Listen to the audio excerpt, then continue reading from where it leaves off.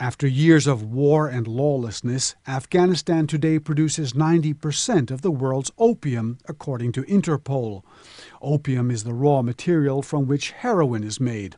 Much of the drug finds its way into Russia, so the Russian authorities were very happy to join in the raid in the eastern province of Nangarhar that officials say destroyed 4 heroin laboratories and a ton of refined heroin worth $56 million. 90% of heroin consumed in Russia is trafficked from Afghanistan to Moscow. So Russia has a lot of concerns, and that's why Russia is very much enthusiastic to helping the NATO allies in eradication of opium cultivation and drugs trafficking in the country. It was a big success. But then Afghan President Hamid Karzai quickly issued a statement denouncing the presence of 2 Russian agents in the raid as, quote, a blatant violation of Afghanistan's sovereignty.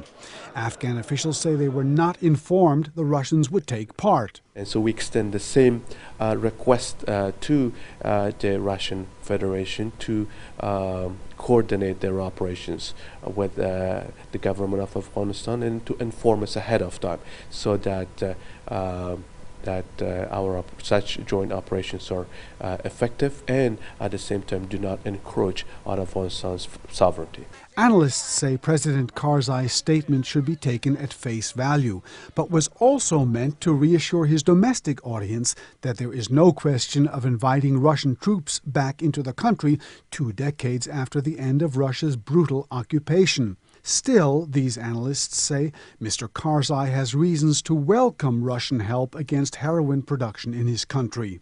Drugs trafficking and drugs cultivation is one of the main sources of finance for the Taliban. So we see a very close connection between opium cultivation and also between terrorism and insurgency in the country. Afghanistan says it welcomes the involvement of Russian anti-drug agents as long as that involvement is fully coordinated between the 2 governments. Observers say a bigger challenge is finding a way to stop opium cultivation without driving farmers into the arms of the Taliban. Burton Bolag, KSA2, Washington.